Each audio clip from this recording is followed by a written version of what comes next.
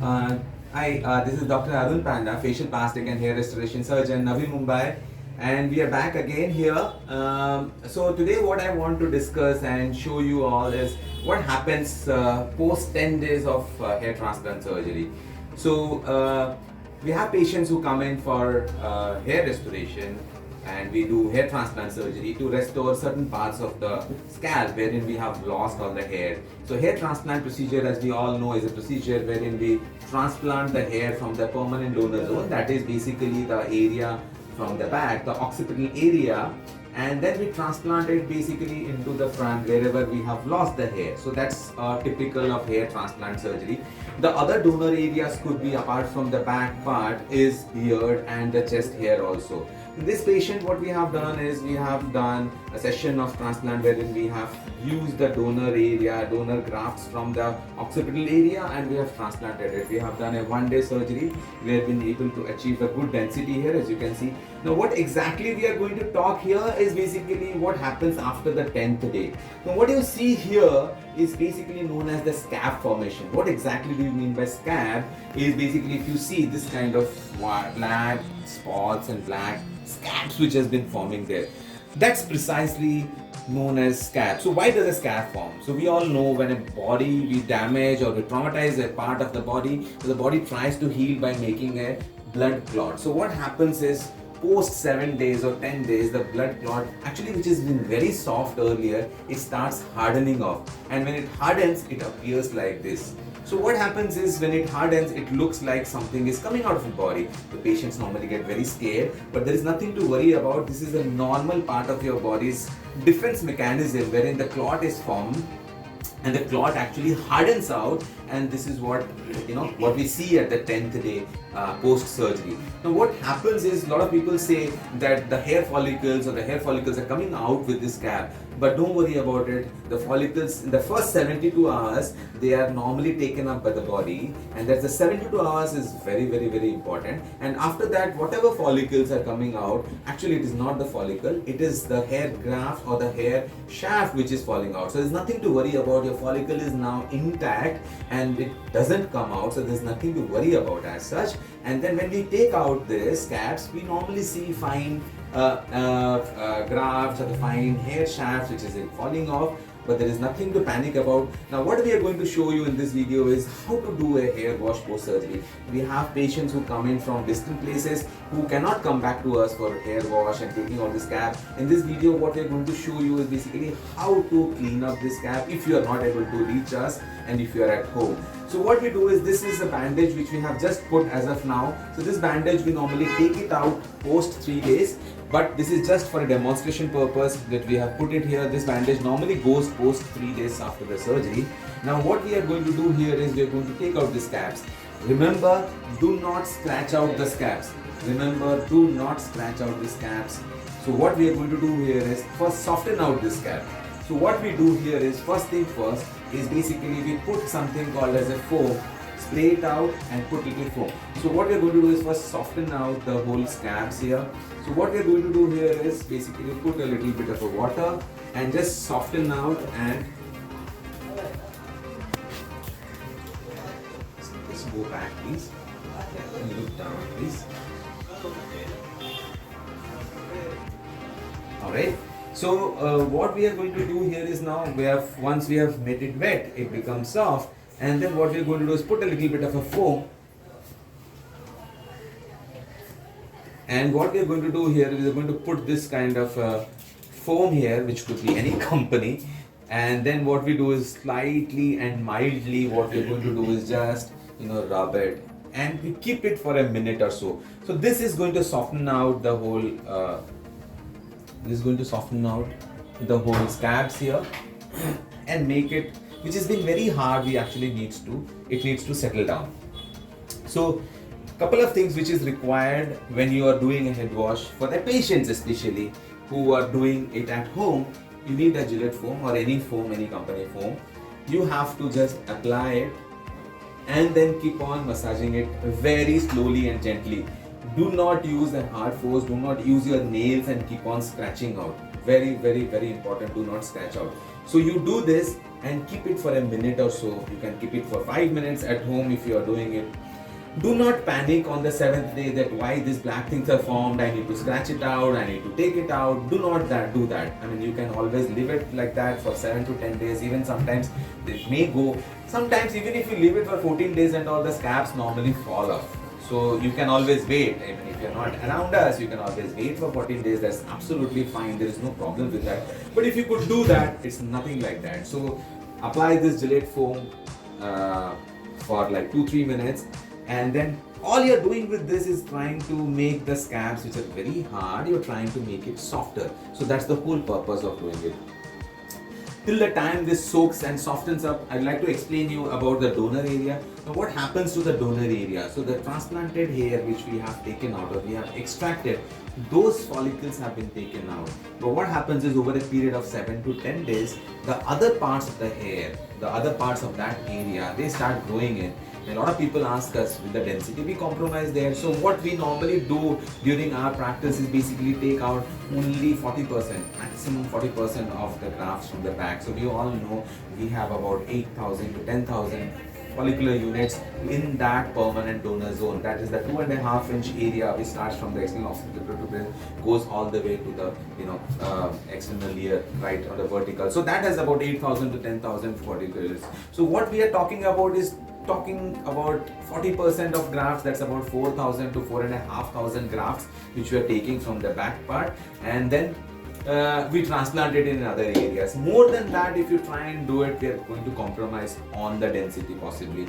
And we always reserve some amount of grafts for future, because sometimes what happens is the patient, not sometimes, the patient is suffering from androgenetic alopecia. He would require second sitting of hair transplant, probably third sitting of hair transplant, possibly after 4 years or 5 years or whatever it is. So we have to be cautious not to be very aggressive in taking the graft from the back side. And we also utilize the beard area and the chest as I had recommended. So we could do that always already.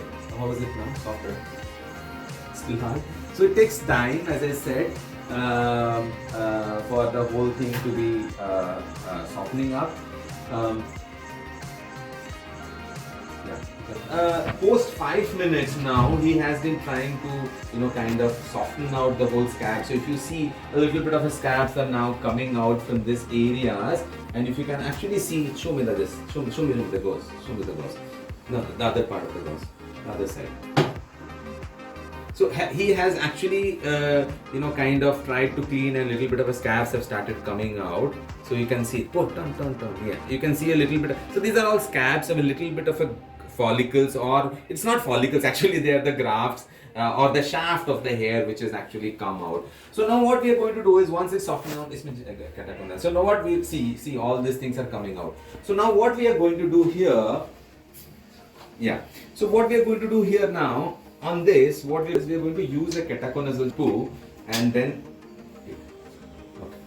so once it is cleaned, what we will do is we will just put a ketoconazole shampoo there. So basically ketoconazole is antifungal shampoo which normally we recommend all our patients to be using. Important thing which all the patients needs to start post 7 days or 10 days. They have to keep on using it. Yeah, once we have done it, take this. So this is just a ketoconazole shampoo. So what we will do is, and we can just kind of keep on irrigating in this area.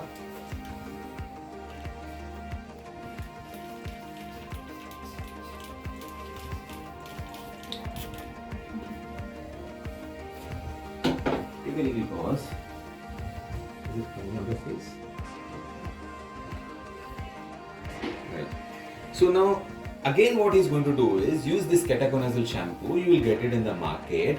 So all you have to do is now 5 minutes of keeping that and softening up all the scabs. Now what we will be doing is basically using this ketoconazole shampoo and slowly trying to take out the scabs. Again, a reminder, do not scratch out, do not use your nails, because it may damage your follicles at any point of time. So you have to be very cautious for the first 2 weeks. Be very, very cautious and do not use your nails to scratch out. But as I said, first 72 hours is very important. The follicles have taken up and the scabs are nothing but a protective mechanism. Do not panic. Do not panic. You don't have to worry about it. Let the hair shaft which is coming out, let it fall. It is just your hair shaft which has to fall off, and the new shaft or the new hair will grow from the follicle. So that's the beauty of hair transplant. So what we're doing now is basically trying again to use the ketoconazole shampoo, clean up the whole thing. Now you can see that all the follicles are trying to come out. They are going to, I mean, not the follicles, those scabs are actually falling off.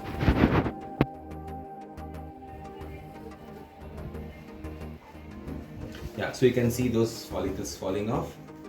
Not follicles, why am I saying follicles? It is the scab which is falling off. Yeah, the follicles have already got engaged into your body.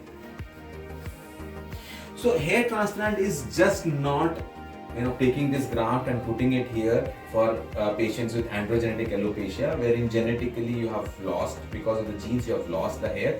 So we can do hair transplant for cleft lip patients with this scarring hair. We can do hair transplant for the beard patients who have patchy beards here and here. We can do transplant for them. We can do transplants for the area where they have, like, patients have got burns here and they have got scarring there. So we can do transplant for them and kind of cover up this scarred area. We can do transplant for the patients who have undergone cancer surgeries, like for example resection has been done for the jaw and there has been some grafts put there wherein there has been radiation therapy. Post 2 years of radiation therapy, we can definitely help this kind of cancer patients to rehabilitate them, so that when we camouflage it with the hair, so the hair grows there and the whole area or the defect area is camouflaged with the hair, and that improves the patient's psychological aspects. So these are the other areas. Again, female hair transplant is something which is very commonly performed today, lowering the hairline, and doing hair transplant for transgenders, wherein like we convert patients from male to female, wherein we do all the facial feminization procedures, and doing a hair transplant again is one of the facial feminization procedures. So that's another indication apart from kind of doing the hairline lowering or increasing the density for a female. So these are the various indications which we talk of when we're doing a hair transplant surgery. Yeah, so you can see that all possibly 80% of the scabs are actually now coming off. So it's most of the areas are now, it's clean. Yeah, so it's like slowly he's trying to clean up the whole area. Yeah, so what we can do is basically clean up this whole area. So you can see all the scabs falling out. So even if about 10% or 20% of the scabs are still left behind, there is nothing to worry about. What you are going to do now is from today onwards, the patients are going to use ketoconazole shampoo every single day and wash it gently in these areas. So once you wash it gently, it is all going to come off. So there is nothing to worry about in the next few days, probably in the next 4 or 5 days. Whatever is left behind, what you see here, it's almost clean. If you see 80 to 90% of the scabs have gone, it's almost gone. Yeah.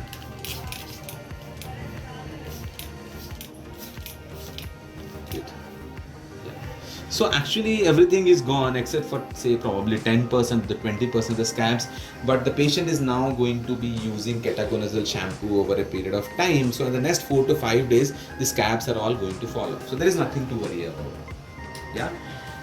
So now after we have done this, the patients are given instructions of using ketoconazole shampoo for the next 1 month, and then they have to actually continue that, and these scabs are going to go off. And the final results of hair transplant we are going to see in 5 to 6 months. There's nothing to panic. We probably call the patient back after a month again for the PRP sessions. That is how we go and do it. So androgenetic alopecia, the patient has to start with finasteride. We have to use ketoconazole shampoo. We start off with hair supplements. We start off with PRP therapy, microneedling therapy, and low-level laser therapies. All these things combined together gives fantastic results in hair transplant surgery. So if you have any queries regarding facial plastic surgery, facial aesthetics, lasers, hair transplants, hair restorations, please feel free to get in touch with us and we'll be more than happy to help you guys.